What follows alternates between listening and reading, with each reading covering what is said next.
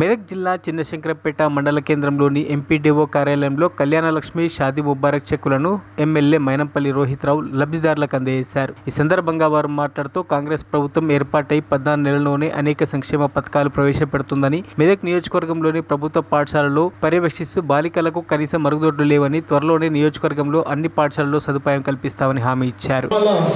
లబ్ధిదారులకు జారీ చేయడం జరిగింది.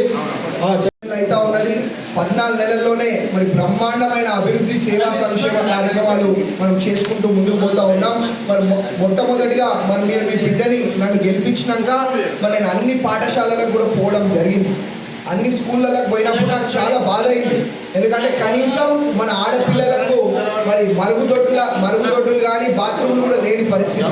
అట్లాంటిది మరి మనం వచ్చిన వెంటనే మన ఆడపిల్లలు బాగుండాలా, అందరూ మంచిగా చదువుకోవాలనే ఉద్దేశంతో అన్ని స్కూళ్ళల్లో అన్ని పాఠశాలలలో కూడా మరి వాళ్ళ బాత్రూమ్లు మనం కట్టుకోవడం జరిగింది అని చెప్పి తెలియజేసుకుంటా ఉన్నా.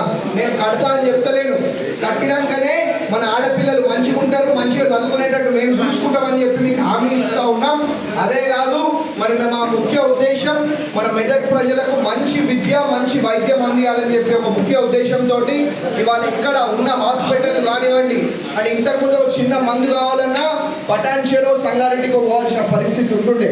ఇప్పుడు మరి మనం గెలిచినాక సెంట్రల్ మెడికల్ స్టోర్ ఏర్పాటు చేసుకొని అన్ని మందులు కూడా మెదక్లోనే దొరికే విధంగా బయట నుంచే ఇక్కడికి వచ్చి కొనుక్కపోయే విధంగా మనం ఏర్పాటు చేయడం జరిగింది అని చెప్పి తెలియజేసుకుంటా ఉన్నా.